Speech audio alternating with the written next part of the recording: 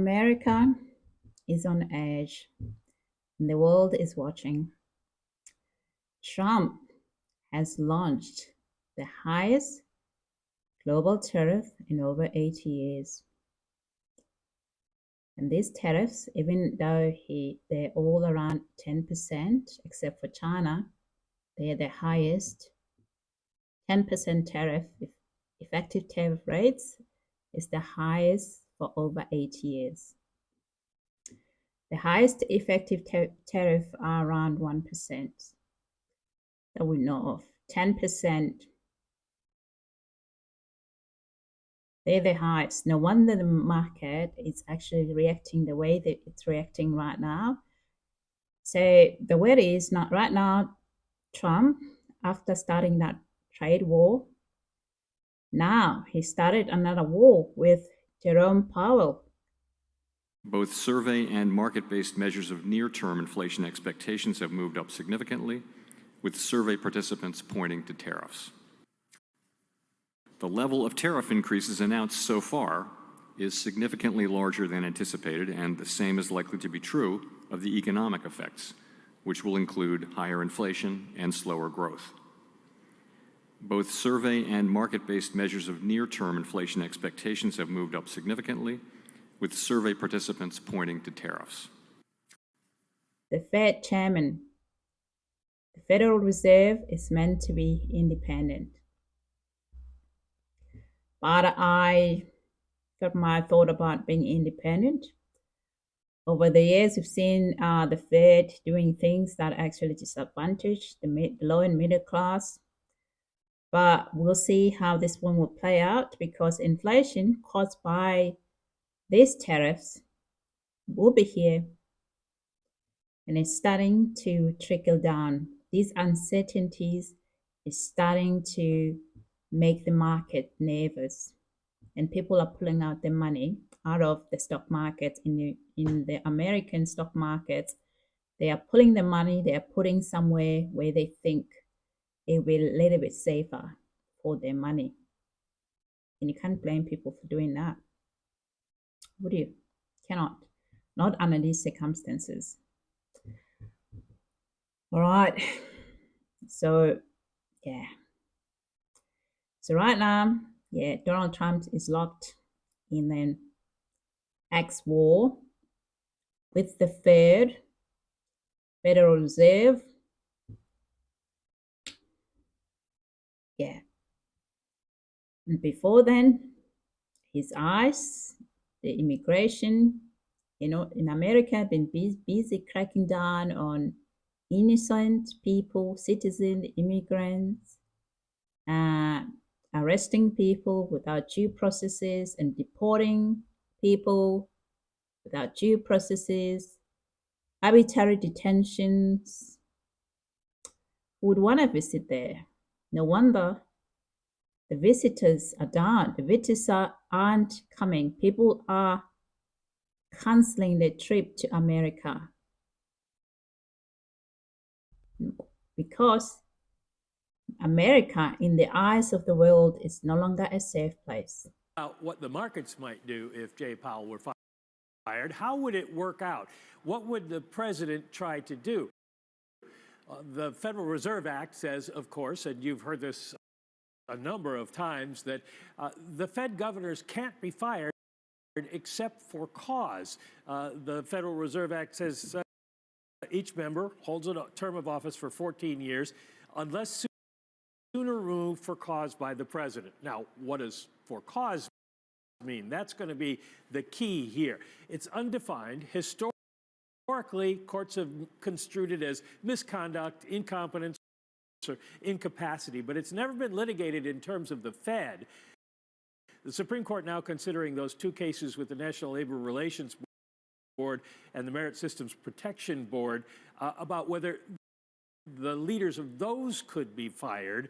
There are some similarities, and if that is the case, and we don't know when it's going to actually go before the court, then maybe there's grounds for the president to be able to try to move.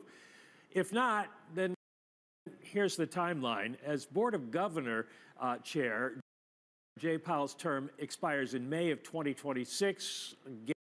Getting interviews going this fall, as we've been told, is the likely process. I mean, it's what you would expect. As a Fed governor, though, Jay Powell can stay on till January of 2028. Would he do that? Michael Barr decided to stay on after he resigned as a vice chair for supervision. And then as FOMC chair, the policy-making committee, that's every year.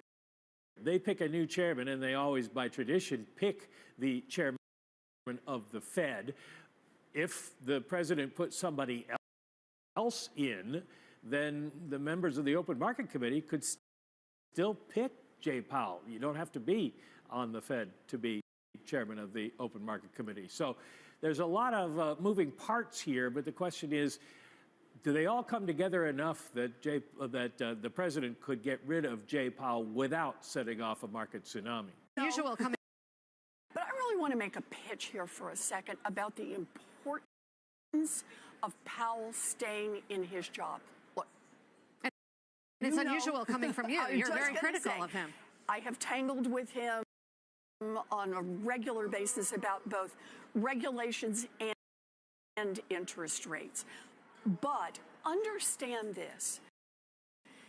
If Chairman Powell can be fired by the President of the United States, it will crash the markets in the United States. The infrastructure that keeps this stock market strong, and therefore a big part of our economy strong, and therefore a big part of the world economy strong, is the idea that the big pieces move independent of the politics, that somebody is making his, their, her best decisions economically and independently. If we understand that if the New York Stock Exchange, if interest rates in the United States are subject to a president who just wants to wave his magic wand, this doesn't distinguish us then from any other two-bit dictatorship around the world, where everyone knows what your big investment risk is. Will that dictator wake up in the morning and have a tummy ache and decide to cause this problem or favor that friend? That's why we need to strengthen the infrastructure. But I know.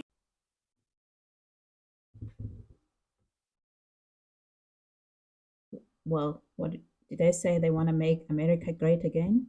The MAGA? See, another scam, political scam, is the MAGA. Okay, I don't know how great America it is at the moment.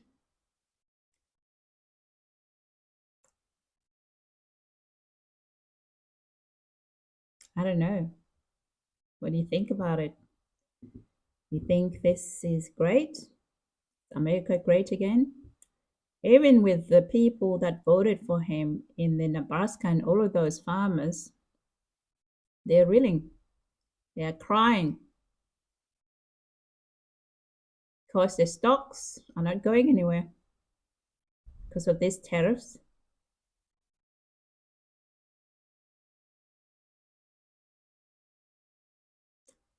So these tariffs, unilateral tariffs,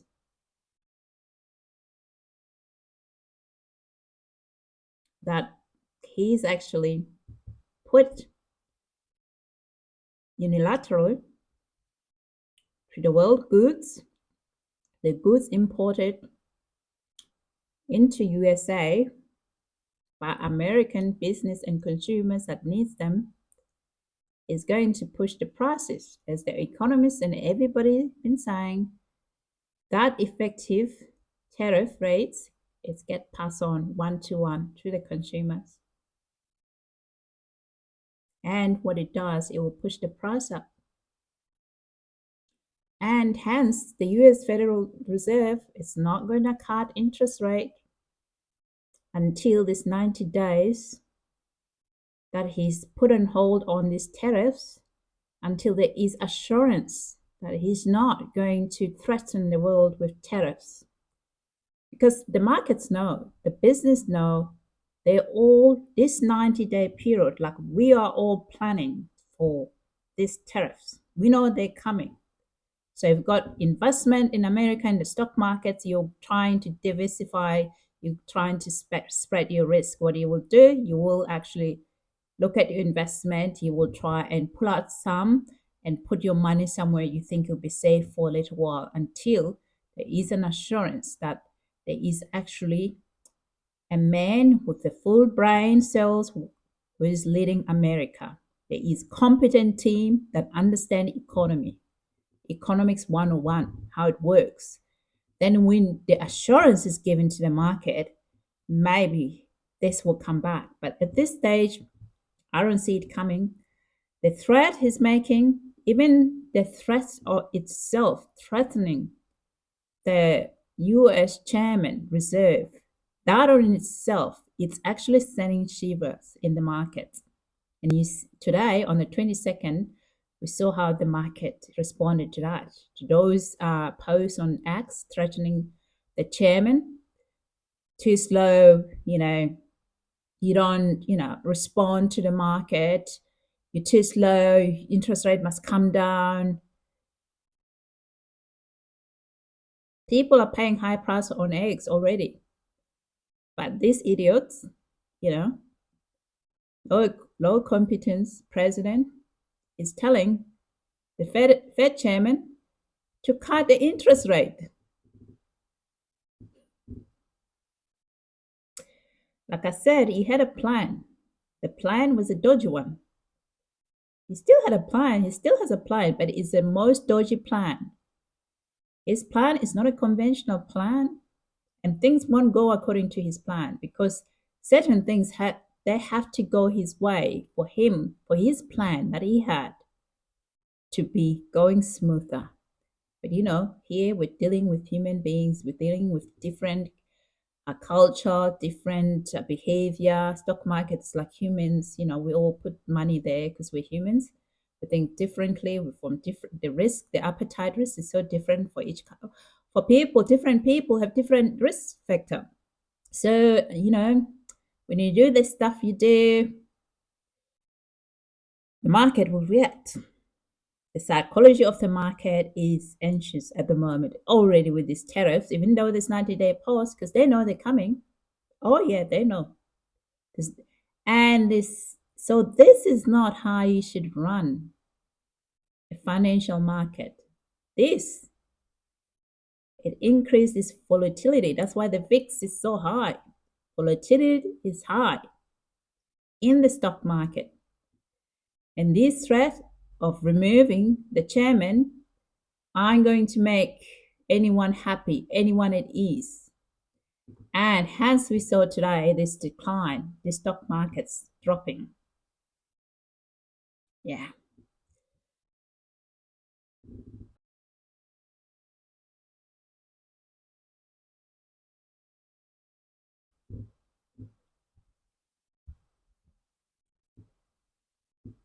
So while the economy, the financial market is shaking, while it shakes, civil liberties are under assault. Trump and his administration has intensified ICE crackdowns, targeting foreign students, lecturers, universities, threatening U.S. citizens with removal, sending AR letters to citizens to present themselves to self-deport, born and raised in America, even labeling wrongly deported individuals as criminals without a trial, without a due processes, undermining the separation of power.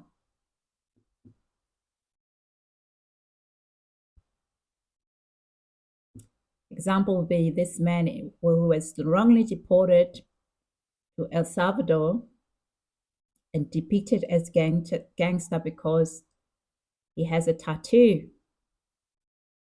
without any due processes. Huh? It's not to defend criminals. I'm not defending any criminals. The difference between a dictator and a democratic society, it is following the rule of law and giving people the right to respond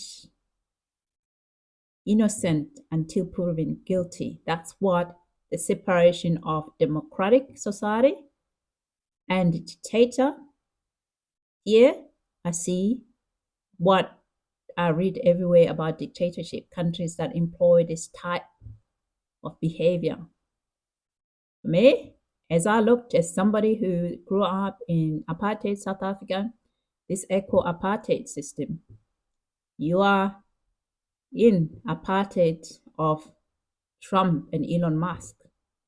This is what you're entering. This arbitrary detention of citizens, threatening them for the views they hold, for the criticism of the president, it is not civil liberty. You are entering territories of danger.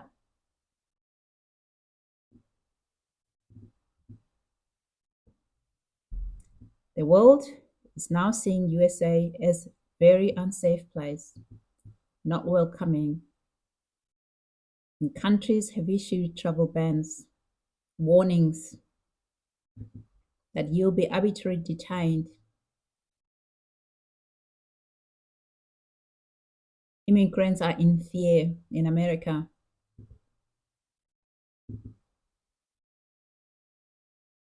An issue of surveillance, air surveillances that are riddled with errors, sending emails to citizens. And arbitrary deportation. These staff are doing what decades of diplomacy couldn't, turning allies away.